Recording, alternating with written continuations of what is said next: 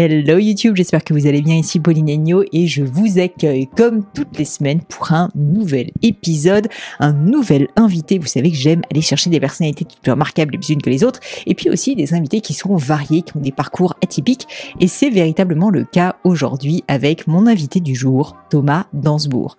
Thomas est quelqu'un qui est né en Belgique et une personnalité vraiment reconnue dans le monde du développement personnel et en particulier du thème de la communication non violente. Mais pourtant, rien ne le prédestinait à ça, rien du tout. Il a démarré comme avocat et c'est après plusieurs années d'exercice qu'il a décidé de complètement changer de vie pour se vouer finalement à ces questions de recherche de soi, de meilleure compréhension de soi. Dans cet épisode, on a parlé de son parcours bien évidemment, de sa reconversion, mais aussi de thèmes qui me tiennent à cœur, la gestion du conflit, l'estime de soi, comment la développer, la reconversion professionnelle et bien d'autres sujets que je vous laisse découvrir dans cet épisode. Si jamais l'épisode vous a plu, vous savez ce qu'il vous reste à faire. Déjà, vous abonnez si ce n'est pas fait, ce qui me paraît complètement fou. Et puis d'autre part, n'hésitez pas à envoyer un petit message à Thomas. Je suis sûre qu'il en sera enchanté, tout comme moi. Je ne vous en dis pas plus, laisse place à ma conversation avec Thomas Dansbourg.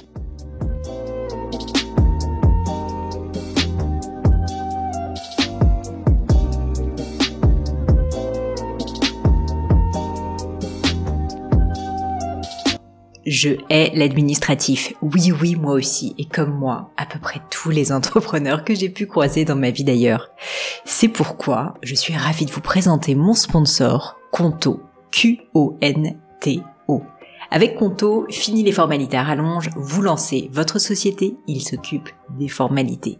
Statut, publication de l'annonce légale, création de votre micro-entreprise ou SAS, tout ce qu'on déteste. En 2 temps, 3 mouvements, c'est fait. Et vous, pendant ce temps, vous pouvez vous concentrer sur ce qui compte vraiment. Quand j'ai créé Gemio, Conto n'existait pas. Et après avoir galéré des heures sur une plateforme soi-disant géniale qui buguait tout le temps dans tous les sens, vous savez de quoi je parle, j'ai dû aller déposer mon dossier en physique au greffe de Paris. Quelle perte de temps! Chers amis, ne faites pas comme moi à l'époque et profitez de leur offre tout spécialement pensée pour les entrepreneurs ou indépendants. Conto vous gère gratuitement votre création d'entreprise, seuls les frais légaux restent à votre charge. Une fois votre entreprise créée, vous avez également 3 mois de compte pro offerts avec le code Pauline 2025. Bonjour Thomas. Bonjour Pauline.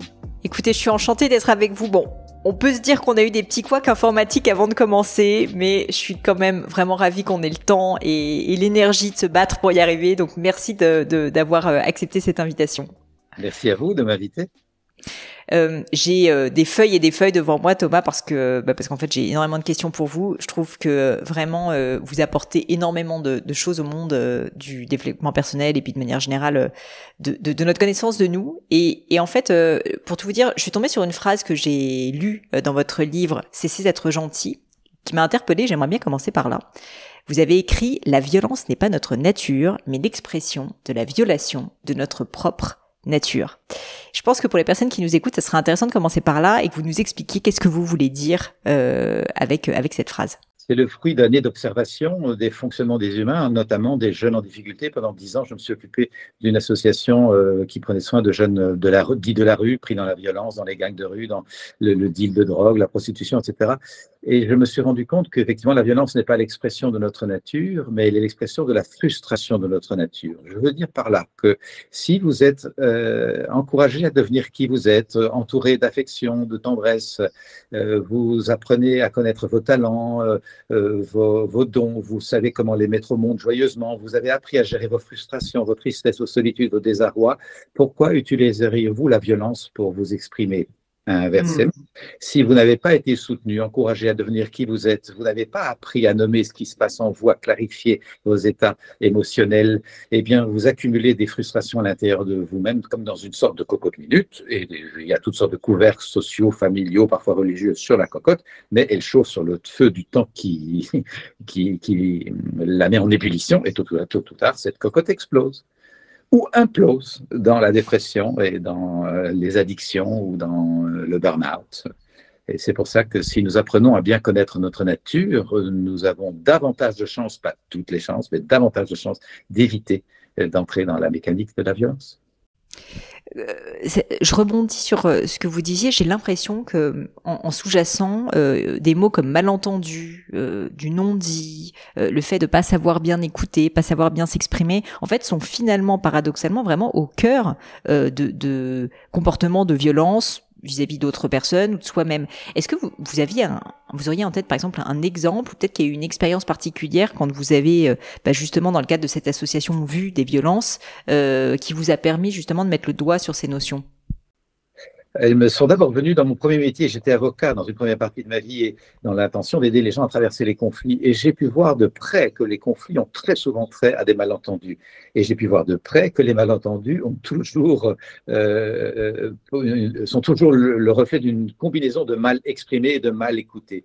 Et je me suis rendu compte que si les gens s'exprimaient mieux, plus clairement sur ce qu'ils veulent, ce qu'ils souhaitent, ce qui à ses yeux rendrait la vie plus belle, plutôt que par des reproches, des critiques, des jugements, des insultes ou des injures, eh bien, on ferait déjà l'économie de pas mal de malentendus. Mais de l'autre côté, si les gens avaient appris à bien s'écouter, écouter avec empathie, écouter ce que l'autre vit derrière ce qu'il dit, parce que ce qu'il dit peut être malheureux, maladroit dans le ton, dans le choix des mots. Mais si nous écoutions davantage le climat qui habite la personne, eh bien, nous éviterions aussi beaucoup de malentendus. Et c'est ça qui m'a donné le goût de changer de vie et de devenir thérapeute pour aider les gens à s'exprimer plus clairement et à s'écouter plus finement.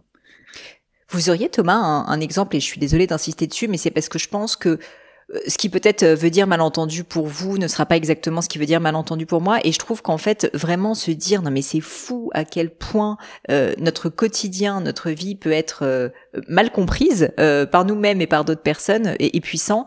Et donc c'est vrai que si vous aviez un exemple d'un cas que vous avez peut-être vécu, où vous avez vu qu'il y a une situation de conflit qui est arrivée, plus ou moins forte, liée justement à ces malentendus, ces mal-écoutes, ces mal-dits.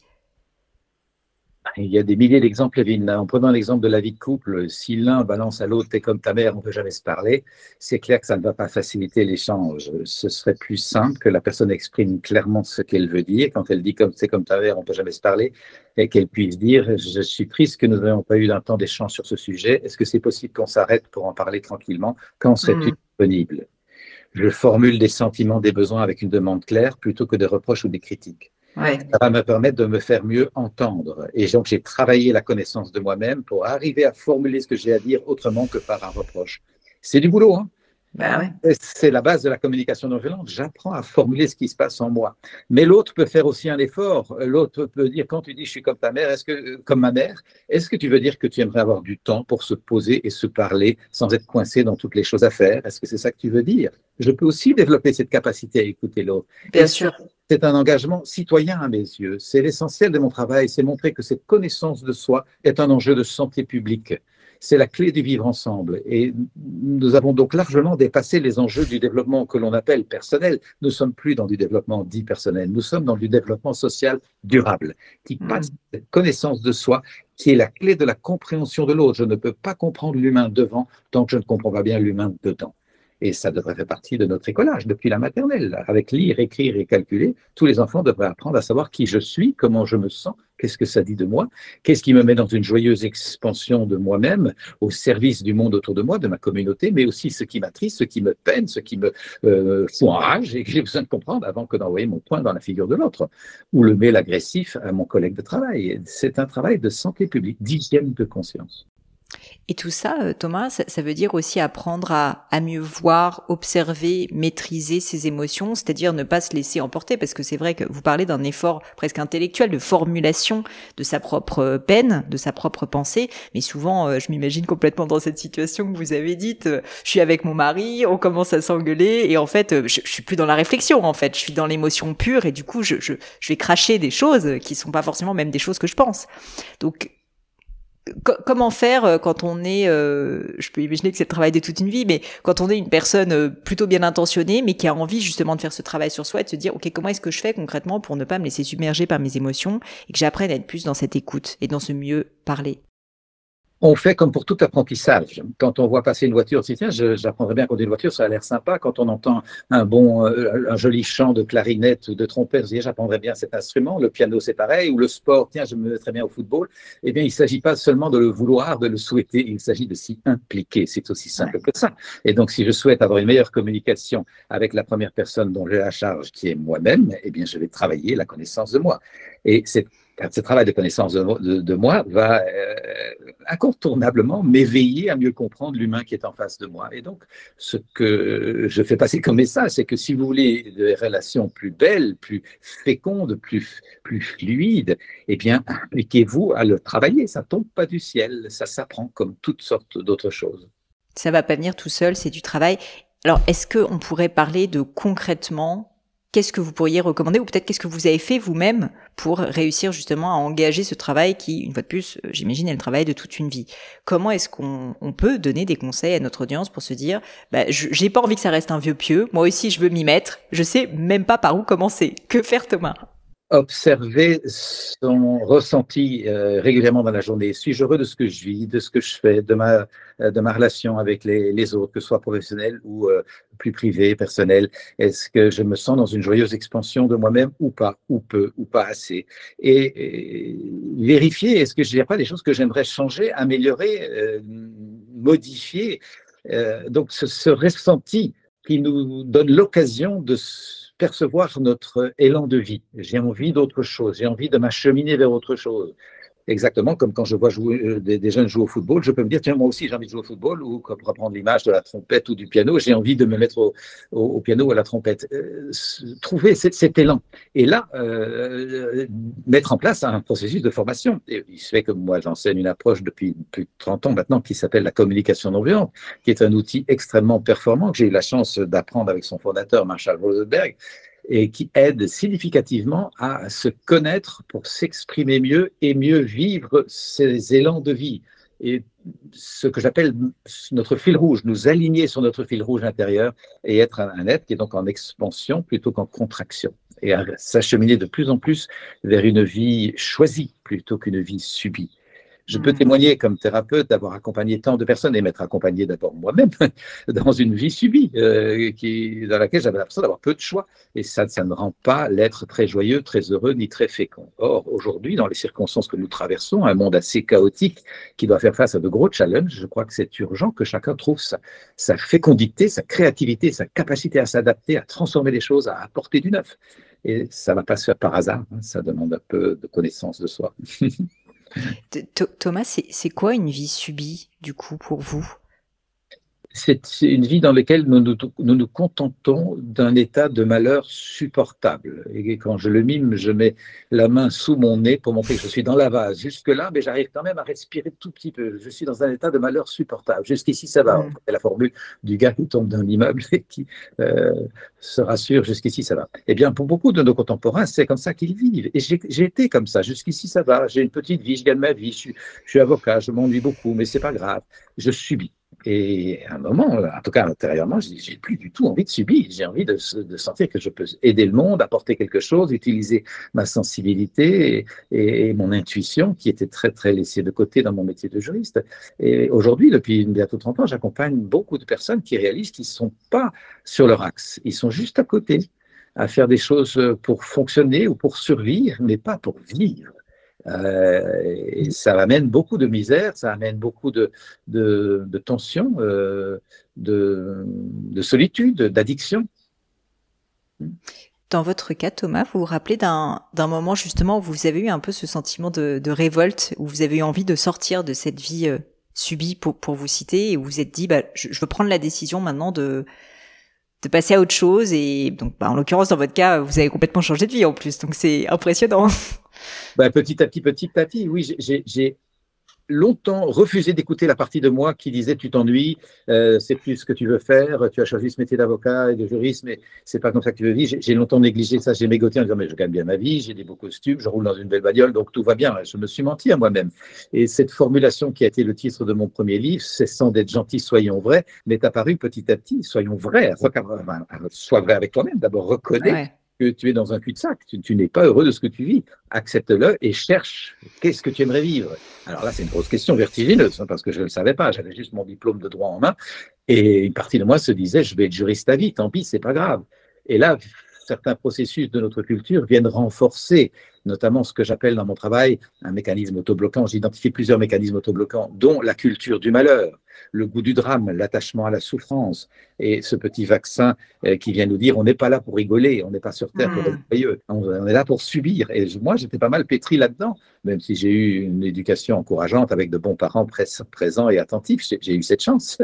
Mais j'ai quand même entendu on n'est pas sur Terre pour rigoler, on est là pour traverser l'existence, voilà, avec des petits moments de joie, bien sûr, de temps en temps. Et donc, j'ai observé que j'étais plus encodé pour subir un métier qui ne me convenait plus que pour travailler à trouver qu'est-ce qui va me mettre dans la joie d'apporter du neuf, du changement, euh, de la générosité, du partage. Et voilà, aujourd'hui, j'ai décidé d'orienter ma vie vers ça, aider les gens à faire ce pivotement à l'intérieur d'eux-mêmes pour passer à un autre palier de conscience. J'aime l'image du pivotement comme sur une sorte de vis d'Archimède intérieur. Nous allons passer à un autre palier de conscience pour regarder les choses autrement. Et ça demande de démanteler les vieux systèmes de pensée qui souvent nous retiennent et sont inhibants. C'est un petit travail. Un jardinage. J'aime bien l'expression jardinage parce que ça montre bien qu'il ne s'agit pas de lutter contre soi, mais de travailler à faire dire le meilleur de soi.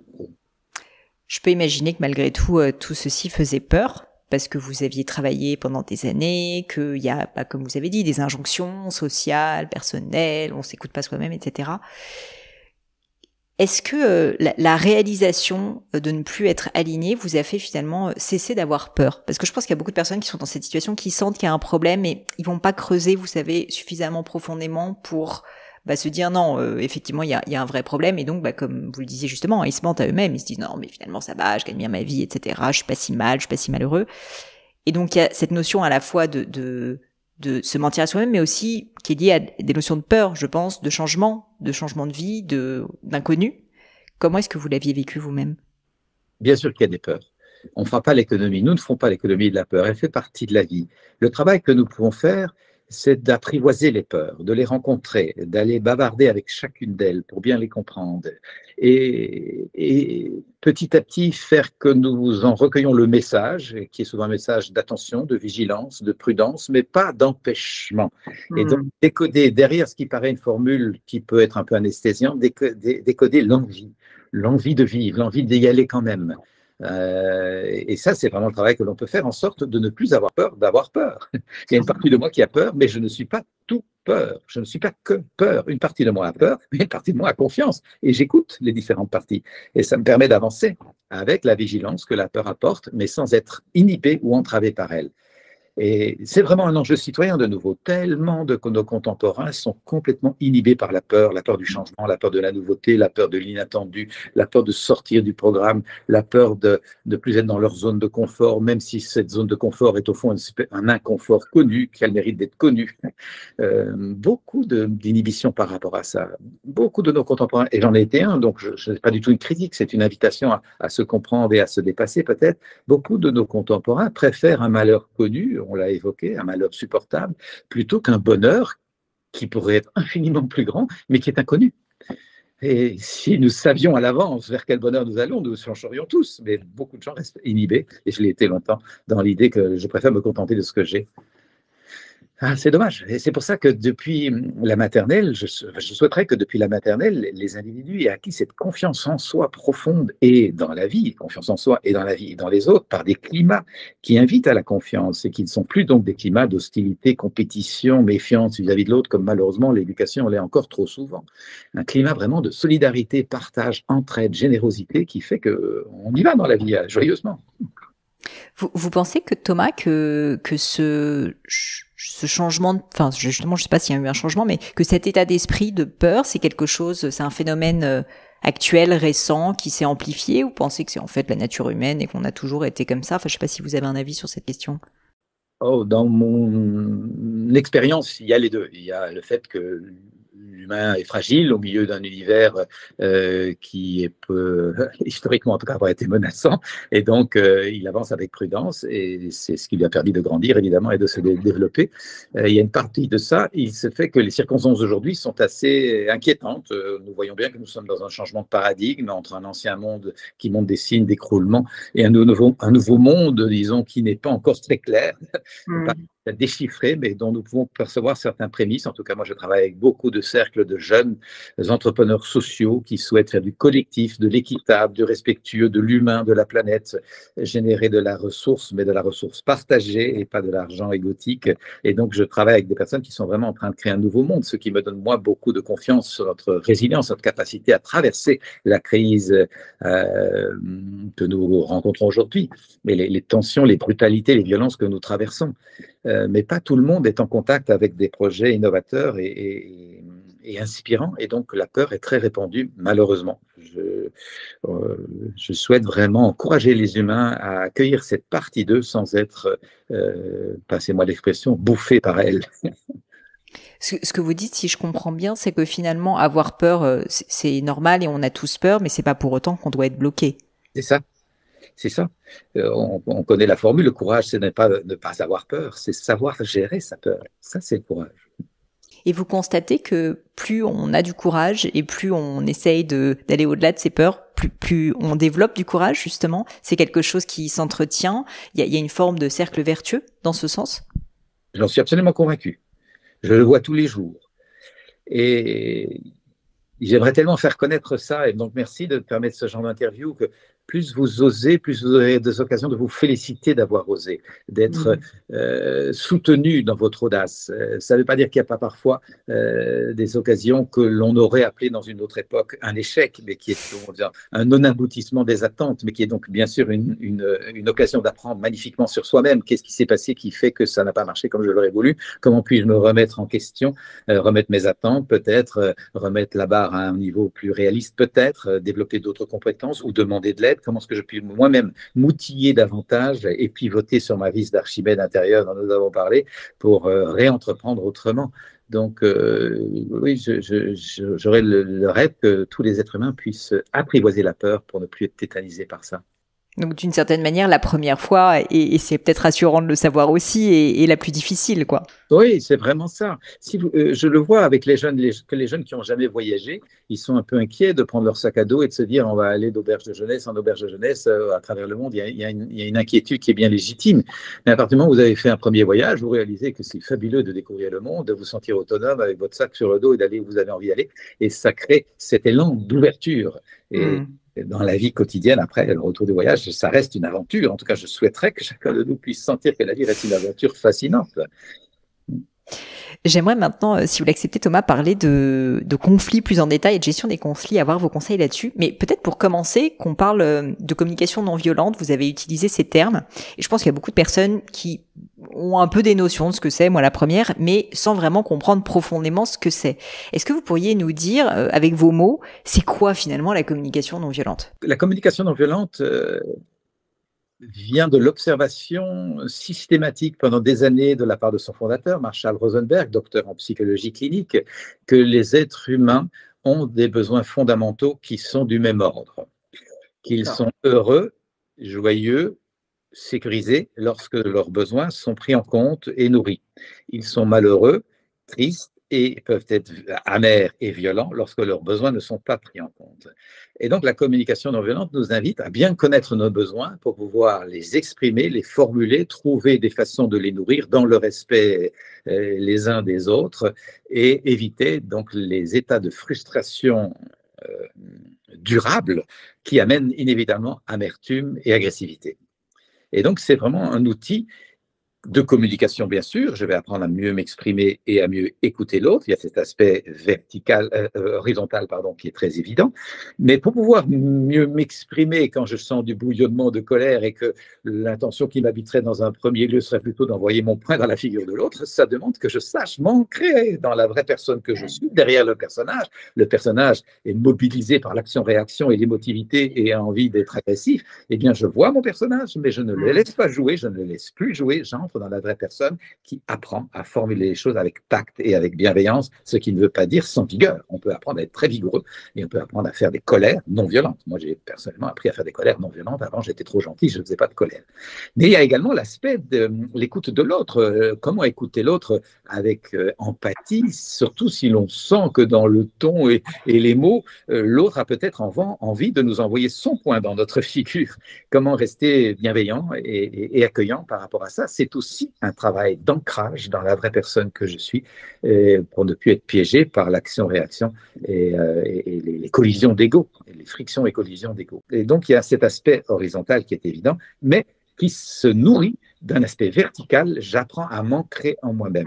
Ce que je perçois depuis des années, et déjà Marshall nous invitait à nous ouvrir à ça, c'est qu'il y a une dimension que vous appellerez comme vous voulez, mais nous pouvons l'appeler de la dimension de l'ordre de l'esprit ou du souffle. Si je m'ancre en moi-même, c'est comme si je hissais une sorte d'antenne ou de capteur qui va me permettre de regarder, de voir les choses avec une autre perspective, une vision plus large, a global picture, diraient peut-être les anglophones, qui me permet de me situer autrement que coincé dans mon petit ego. Et ça, je la vis vraiment.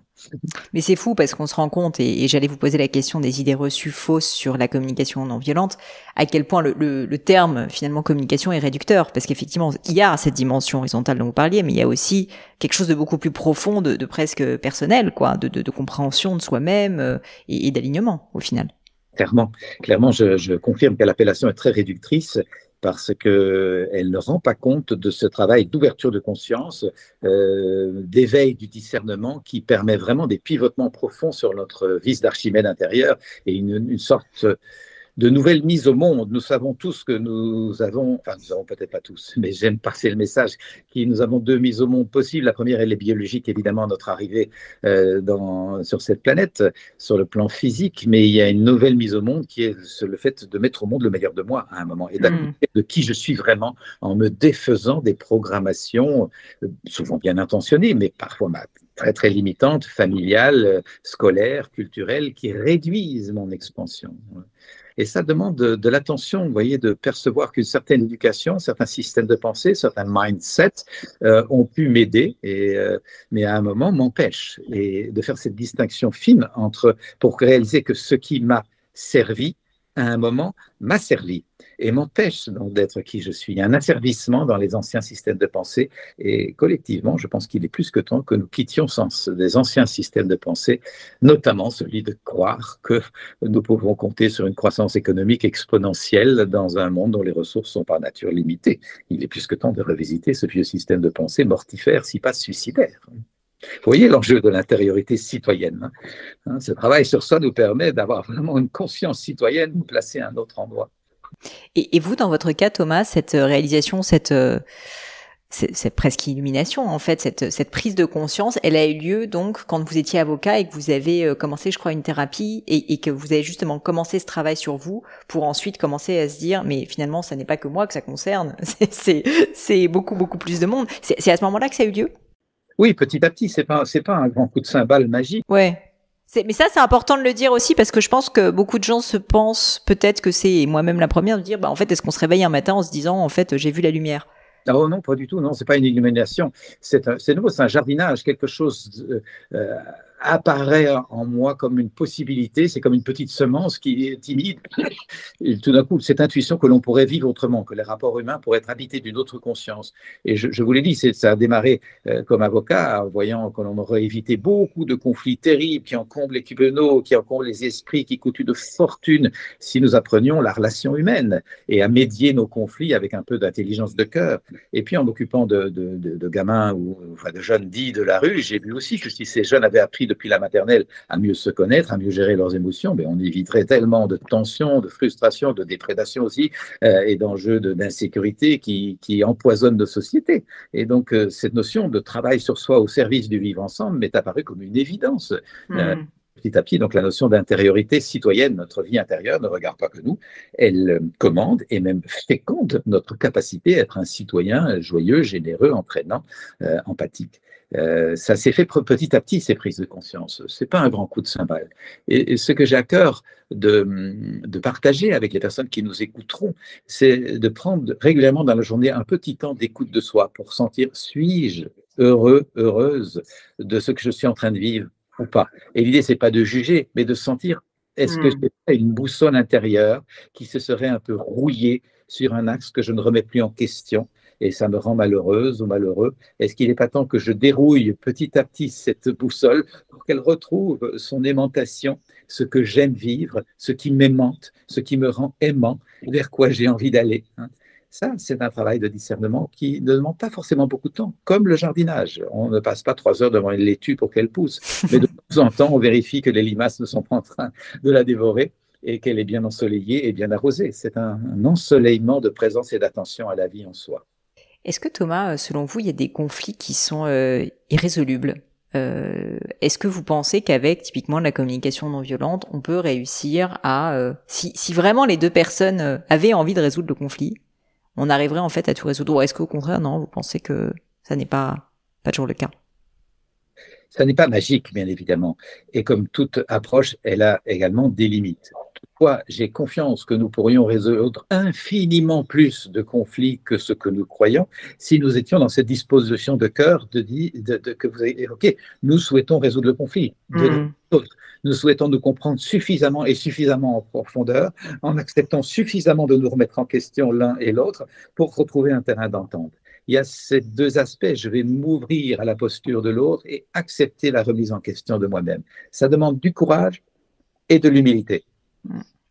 Deux notions qui sont parfois un peu perdues aujourd'hui. Nous avons les événements, les difficultés, les imprévus, les challenges. Nous manquons parfois, pour ne pas dire souvent, de courage. Mais également, nous manquons de cette humilité qui permet de se remettre en question, de lâcher prise, de lâcher le contrôle, la prétention à tout savoir, la prétention à avoir raison. Mon Dieu, que d'encombrement dans nos égos. Et je peux voir qu'effectivement, pour revenir à cette pratique de la communication non violente, c'est vraiment un outil qui nous permet de vérifier suis-je dans l'ego contracté ou dans une posture plus dans l'être en expansion. Choisir l'axe sur lequel je veux vivre.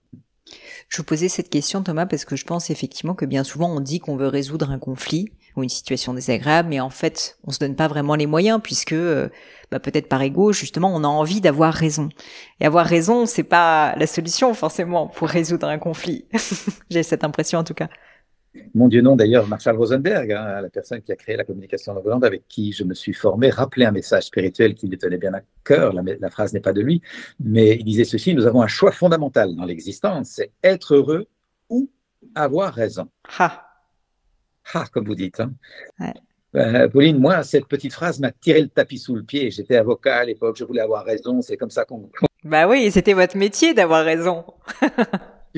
Et j'exportais le modèle dans ma vie sociale et même dans ma vie amoureuse. Ça m'a valu de me prendre pas mal de râteaux en pleine figure. Mon Dieu, j'étais vraiment pivoté pour me dire, mais non, mais moi j'ai envie d'être heureux. Et peu importe d'avoir raison, je peux écouter l'autre sans vouloir imposer mon point de vue. On peut accepter qu'on n'est pas d'accord, on n'est pas accro à l'harmonie et ça va vraiment changer ma posture. Et je vois encore que dans beaucoup de couples, beaucoup de familles et beaucoup de classes avec les élèves, mais beaucoup d'équipes de travail, cette prétention à avoir raison bousille le vivre ensemble. Mais ce qui est difficile, je trouve, c'est que même si parfois on arrive à faire le travail sur soi, et moi-même, vous voyez, je me dis, bon, bah là, je suis en train de me disputer avec quelqu'un, je vais pas essayer de rentrer dans cette posture d'avoir raison.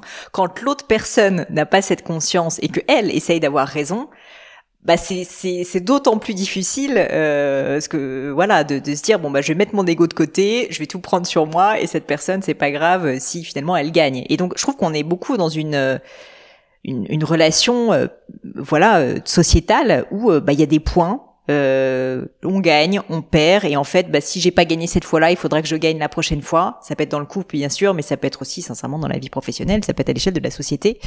Et donc comment faire pour sortir de ce cycle, parce que alors vous allez me dire peut-être il faut que tout le monde fasse de la communication non violente, mais c'est vrai que quand il y a un des deux, je trouve, ou une des deux parties qui n'est pas dans cette même état d'esprit, c'est très très difficile en fait d'aller au bout des choses. Vous nommez indirectement l'espace où vous avez une liberté considérable, celle de cesser de croire qu'on est dans un jeu avec des gagnants et des perdants. Je ne vois plus, nous décidons de ne plus voir les choses comme ça. Nous voyons simplement que nous sommes des humains tentant de vivre avec des priorités qui ne sont pas forcément les mêmes et avec des caractères qui sont différents et avec des options et des choix qui sont effectivement différents également. Et donc, lorsque quelqu'un veut imposer son point de vue, je peux avoir de l'empathie pour ce qu'il ou elle veut dire, reconnaître son point, et en même temps lui faire voilà, je ne suis pas forcément d'accord, c'est pas que tu as tort et que j'ai raison, c'est que je ne suis pas forcément d'accord pour telle raison, serais-tu d'accord de m'écouter? Mais j'ai commencé par écouter l'autre. Ouais. Et écouter l'autre, j'aime le rappeler et même le mimer, je ne sais pas qui nous verra en vidéo, mais écouter quelqu'un, c'est la fleur d'eux. C'est la fleur d'eux pour permettre à l'autre d'aller au bout de sa phrase. Et l'élégance humaine veut que, bien que je ne sois pas d'accord, et surtout d'ailleurs si je ne suis pas d'accord, je reformule ce que l'autre a dit pour m'assurer que j'ai bien compris.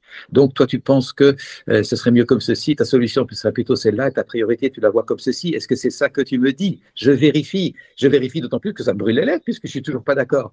Et je ne suis pas dans cette idée que refléter ce que l'autre a dit serait cautionné. Non, non, je suis juste en train d'honorer le fait que c'est humain, il pense autrement que moi. Et je suis habité par cette conscience que je souhaite de l'écoute et du respect pour ma posture. Mais le minimum, c'est que j'ai de l'écoute et du respect pour la posture de l'autre. Donc, je suis juste en train de co-créer un climat d'écoute mutuelle dont, au fond, nous rêverions qu'il se répande dans le monde. Alors, nous ne pouvons pas changer le monde, mais nous pouvons changer cet endroit-là où nous aurions pu être dans un conflit stupide pour des collisions d'ego, et nous avons quitté ce paradigme et nous sommes en train de tenter de nous rencontrer de cœur à cœur. C'est du boulot, hein.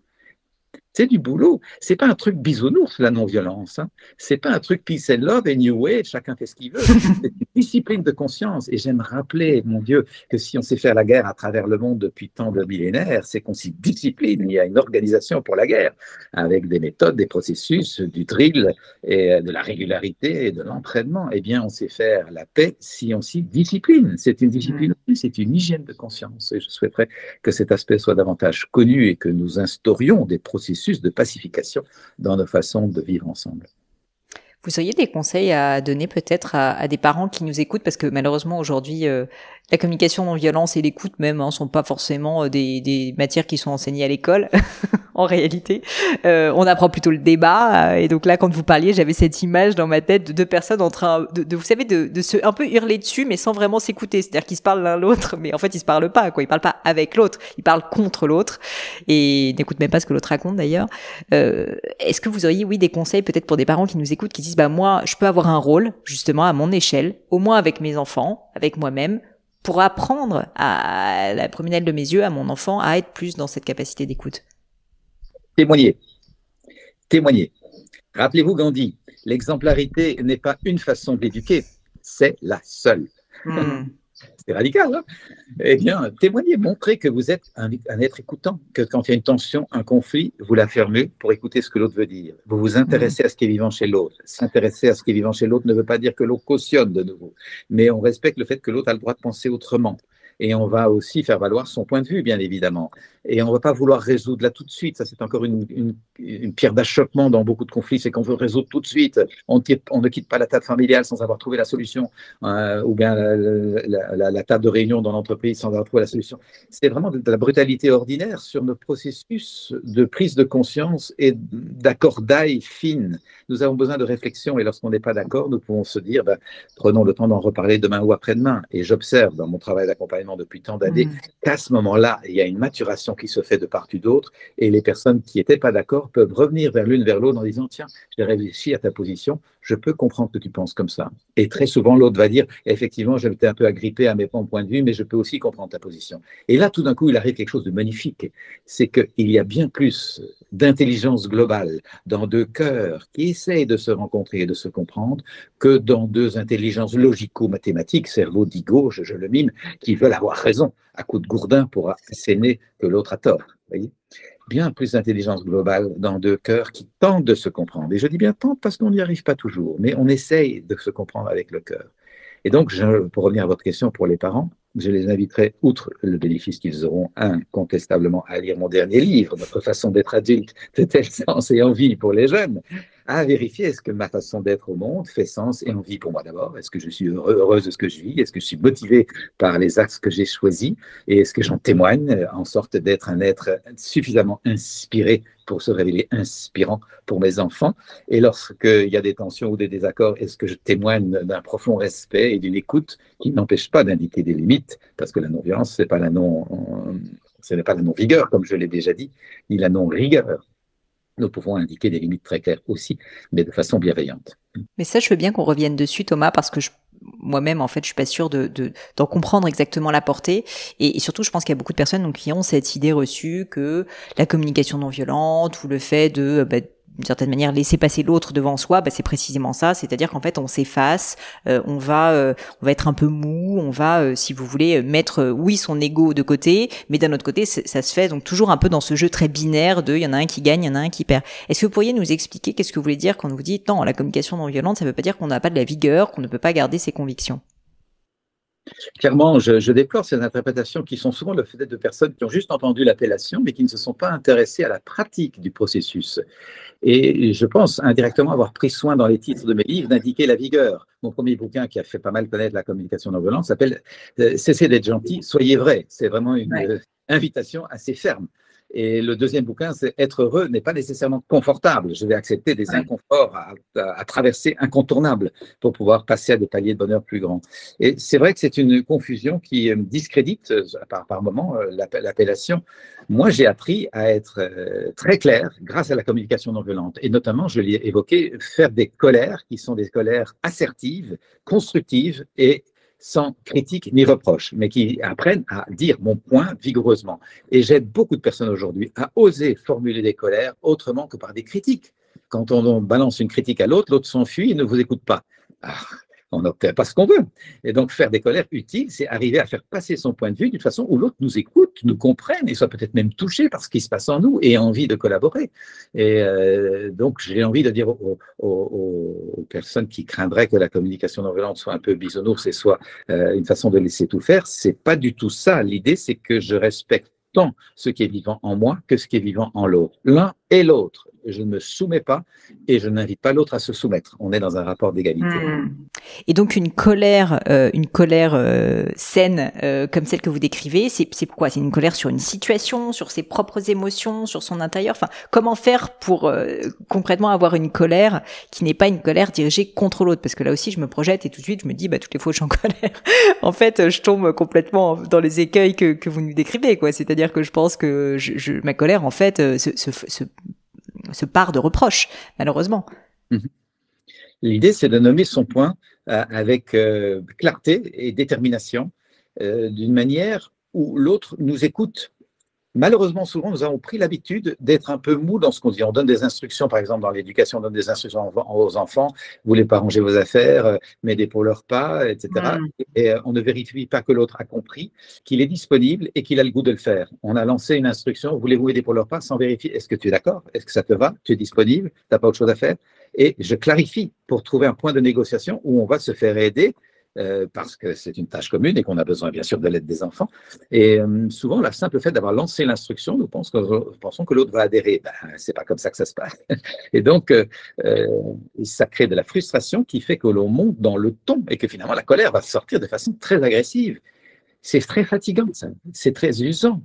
Je peux vous assurer que dans le climat dans lequel j'ai élevé mes enfants, j'ai 3 filles qui sont des jeunes adultes maintenant, j'ai pris le soin de vérifier quand je donne une instruction, est-ce que tu comprends ce que je demande, est-ce que tu envoies le sens, est-ce que tu es d'accord? Et la plupart du temps, quand ces choses sont indiquées, est-ce que tu as compris la demande? Est-ce que tu envoies le sens et est-ce que tu es d'accord? La plupart du temps, l'autre collabore. On voit bien qu'une maison dans laquelle personne fait la vaisselle, ça ne va pas être très agréable à vivre. Une maison dans laquelle on ne sort pas les poubelles, ça va être un peu encombrant. Une maison dans laquelle on ne passe pas l'aspirateur une fois de temps en temps, c'est vite très désagréable à vivre. Et donc, donner du sens, c'est très important et vérifier le moment où l'autre veut adhérer. Parce que le parent souhaite que ce soit fait là maintenant et l'autre, il a une autre priorité. Et donc, ça crée des collisions. Simplement lié au fait qu'on n'a pas communiqué pour voir comment on va faire. Et le reproche à ce que j'évoque est souvent dit, où on n'a pas le temps de clarifier tout ça. Ah bon, tu n'as pas le temps de clarifier. Et tu vas passer combien de temps à te disputer? Combien de temps consacré à la dispute dans nos vies de couple, dans nos vies de famille, dans nos vies d'entreprise? C'est sûr. Parce qu'on n'a pas pris le temps de clarifier les choses en amont. Alors que l'investissement de temps, permettez-moi de le dire en jargon d'affaires, il y a un énorme return sur investissement. Parce qu'au moins les choses sont claires et ça tourne.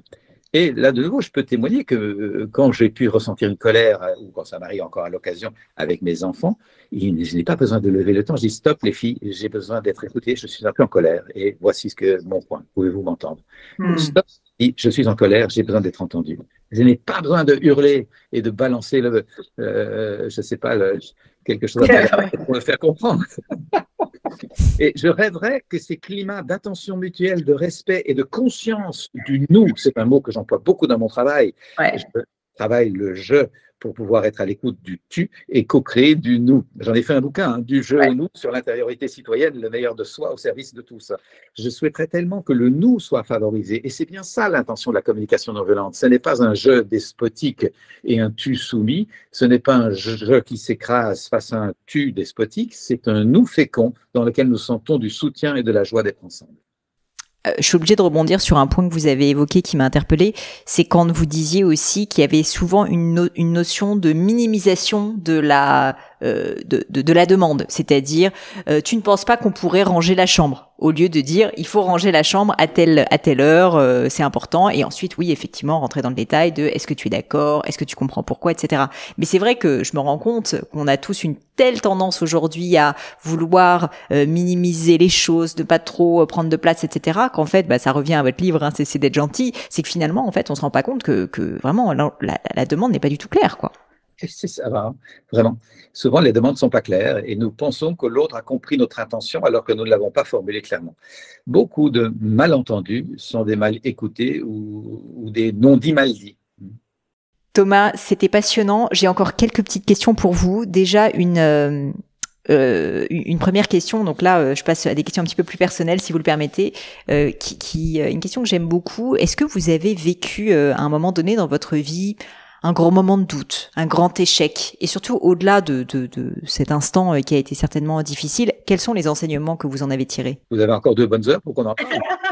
Oui, tout le temps.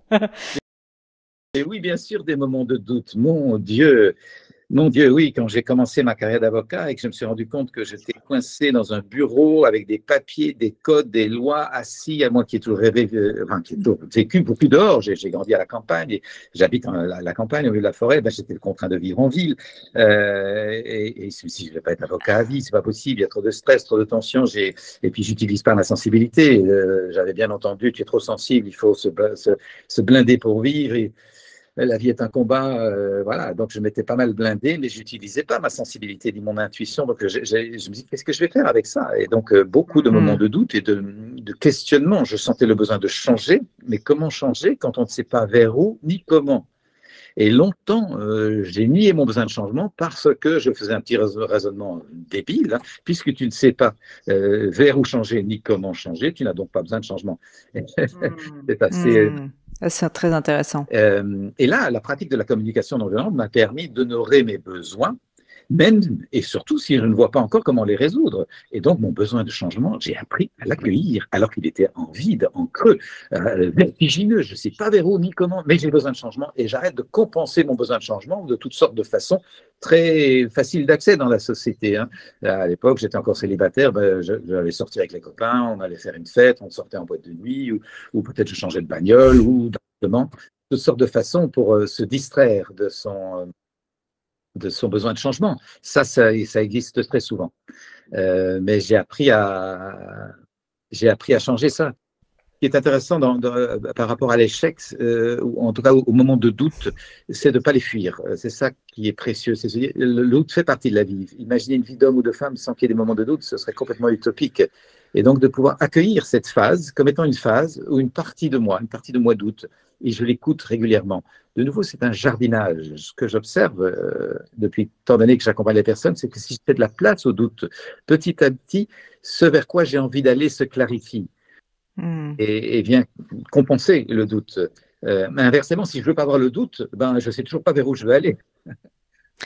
C'était ça justement, je trouvais très intéressant dans votre analyse le fait que vous ne saviez pas donc ce vers quoi vous alliez aller et que c'était cette crainte qui vous faisait ne plus vous poser la question parce que vous vous disiez si je savais vraiment ce que je veux, ça serait une évidence et du coup je changerais de métier, je cesserais d'être avocat, etc. Et je pense que ça c'est un réflexe qu'on a fréquemment de se dire toujours pareil un peu dans cette utopie de l'illumination où un jour on se réveille, on se dit non en fait je suis pas aligné et voilà ce qu'il faut que je devienne. Mais je comprends en fait que c'est pas ça, c'est ce fameux jardinage dont vous parlez, ça se construit dans le temps. Oui, l'intuition se développe petit à petit, petit à petit, petit à petit. Je mets beaucoup de petit à petit parce qu'il n'y a rien de magique là-dedans, mais l'intuition se développe petit à petit de l'axe que j'ai envie de prendre, par où tend ma boussole. Et à l'occasion des expériences de vie, je peux systématiquement, comme je l'ai évoqué un peu plus tôt, poser cette question, comment je me sens? Qu'est-ce que ça dit de moi? Est-ce que je suis heureux de ce que je vis? Est-ce que je suis en expansion ou pas? Et petit à petit percevoir ce qui me met en expansion, ce qui me rend joyeux, le type d'activité, de rencontre, de contact, de conversation, de sujet qui me mettent dans une joyeuse expansion de moi et je le sens physiquement comme une ouverture, comme quelque chose qui me porte. Et inversement, j'écoute aussi ce qui m'attriste, ce qui me rend seul, impuissant, ce qui m'agace. Et j'écoute aussi cet aspect de contraction dans mon être. Et ce discernement fait que de plus en plus, je vais avoir le goût, l'élan de m'orienter vers quelque chose de nouveau et faire de l'expérience et petit à petit mettre en place un processus de transformation. Et c'est bien un processus de transformation dont il s'agit. C'est ça. Un clic sur l'écran suivant, hein. C'est pas automatique. C'est une bonne image. Thomas, s'il y avait quelque chose qui était à refaire dans votre vie personnelle, professionnelle, qu'est-ce que vous referiez différemment? Oh, dans l'ensemble, je pense que ce que j'ai vécu m'a bien servi à pétrir la pâte pour pouvoir faire ce que je fais aujourd'hui. Parfois, j'ai un peu le regret d'avoir passé autant d'années dans ce métier de juriste que je n'aimais pas. Parce qu'après avoir été avocat, j'ai été consultant juridique pour un grand groupe. J'avais comme une sorte de métier d'avocat interne. J'étais consultant chez eux à résoudre toutes sortes d'enjeux. J'ai fait ça un peu trop longtemps à mon goût, mais en même temps, voilà, et la vie s'est faite comme ça. Je n'avais pas encore la maturité pour oser changer et me faire confiance que j'avais d'autres outils à mettre au monde. Donc, je n'ai pas vraiment de regrets, mais peut-être que j'aurais préféré faire ce shift plus tôt. Voilà, il s'est fait au rythme où c'était possible. Et ça, c'est aussi un enjeu qui est précieux dans le jardinage. Pour garder cette belle image, le jardinier est maître du soin, mais n'est pas maître de la saison. Je sais où je jardine dans mon jardin, où j'ai planté les graines que je souhaite voir pousser, et j'en prends soin régulièrement. Mais pour que ça pousse, ça appartient à la vie, à l'univers, à la grâce, à Dieu. Vous mettez le mot que vous voulez sur cette dimension à laquelle nous appartenons. C'est une belle métaphore et je pense effectivement qu'il y a beaucoup de liens qu'on peut tirer et tisser entre la vie et ce jardinage. Une autre question pour vous, qu'est-ce que vous trouvez beau ? Ça peut être métaphoriquement parlant ou visuellement, hein, bien sûr. Énormément de choses. La beauté ne cesse de m'émouvoir. J'y suis extrêmement sensible dans la nature. J'ai eu la chance, je l'ai dit, de grandir dans la nature avec un père forestier, une maison familiale au milieu des bois, entourée de très belles forêts, de très beaux paysages. Et j'ai gardé cette maison familiale, heureusement. C'est là que j'anime mes séminaires d'ailleurs. Et la beauté de la nature m'enchante dans les voyages, les randonnées. J'adore la montagne. Ça m'émeut de me dire que cette nature nous est offerte avec une telle splendeur. Je souhaiterais que nous soyons davantage conscients globalement que c'est un privilège extraordinaire de vivre dans une si belle nature et qu'il s'agit de la protéger, de l'encourager, de l'embellir encore. Mais bien sûr qu'il y a des œuvres humaines qui me touchent profondément, des ouvrages, des œuvres de musique céleste qui vous emportent complètement et qui montrent bien que l'être humain est fait d'autre chose que d'un amas de molécules, qu'il y a en nous un esprit, un souffle, une dimension spirituelle qui parle, qui nous habite et qui est sans doute notre essence profonde. J'aime beaucoup la beauté des architectures anciennes, parfois contemporaines, mais c'est plus rare quand même. Un sens de l'harmonie, de la proportion, de la justesse, un ajustement des matériaux, des formes avec l'environnement, une capacité à ce que l'humain se glisse dans le paysage sans dénoter. Ça habitait les générations précédentes. C'est malheureusement très, très compromis par l'urbanisme bétonneux que nous voyons aujourd'hui. Voilà, je regrette que nous ayons perdu un sens du beau, de l'esthétique qui était commis autrefois, voilà, sans nostalgie excessive. Et puis, bien sûr, la beauté des valeurs humaines, de la générosité, du cœur, de la tendresse, de l'attention, du tact. J'aime ces valeurs-là profondément. À l'inverse, est-ce qu'il y a quelque chose qui vous irrite profondément ? Oui, certainement que...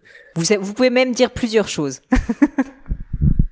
L'étroitesse de vue me pèse, même si j'essaie d'avoir de l'empathie pour les personnes qui sont prises dans des clivages, dans des limites et qui ne veulent pas les remettre en question, qui n'ont ni l'humilité ni le courage de se dépasser. J'essaie d'avoir de l'empathie, mais je reconnais que humainement, parfois, ça m'agace beaucoup et que j'aimerais que tout être humain ait ce courage et cette humilité de remettre en question ses systèmes de pensée et de garder une fluidité, une souplesse, une délicatesse de cœur. Voilà, la vision immédiate aussi, la perspective pour le temps de sa petite vie, la vision notamment de certains de nos gouvernants qui ne voient pas plus loin qu'un mandat, alors que nous avons besoin de regarder à plusieurs siècles pour ajuster la trajectoire de nos sociétés. Voilà, oui, le fait d'être coincé dans le matérialisme, alors que l'essence de notre vie est beaucoup plus subtile que ça. Ça peut être des choses qui m'irritent, mais que j'essaye d'accueillir avec bonhomie, disons. Est-ce qu'il y a une maxime qui vous tient particulièrement à cœur, peut-être une maxime que vous vous répétez, qui a compté pour vous à un moment dans votre vie? Oh, il y en a beaucoup. Certainement que beaucoup Lorsque j'ai commencé à me demander quel chemin je voulais faire, j'ai été très touché par. J'ai grandi dans une tradition catholique très pratiquante et je l'honore en large partie pour m'avoir ouvert à la dimension spirituelle de la vie, même si j'ai trouvé des limites dans la pratique de la religion et je cherche à nourrir ma vie spirituelle autrement. Aujourd'hui, je me souviens d'une jolie formule dans l'évangile proposée par un grand prêtre à Samuel. Adresse-toi au Seigneur en lui disant: Parle, Seigneur, ton serviteur écoute. Je trouvais cette formule jolie. Parle, Seigneur, ton serviteur écoute. Alors, on met ce qu'on veut derrière le mot Seigneur, mais parle la vie, parle l'univers, ton serviteur que je écoute. J'ai envie de trouver du sens dans ma vie, j'ai envie de trouver ce qui me rend vivant, ce qui me permet de déployer mes talents. Parle l'univers, envoie-moi des messages. Et ça a été mon petit mantra pendant des années, pour petit à petit sentir que je recevais des réponses. Et je peux témoigner que c'est un travail de patience. C'est pas venu aussi vite que ce que j'aurais voulu. Merci de le rappeler. Encore quelques petites questions. Est-ce que vous avez une croyance qui est controversée? Ce que je veux dire par là, c'est globalement vous constatez que dans les médias, sur les réseaux sociaux, peu importe, mais les personnes autour de vous ne sont plutôt pas en phase avec quelque chose que vous pensez.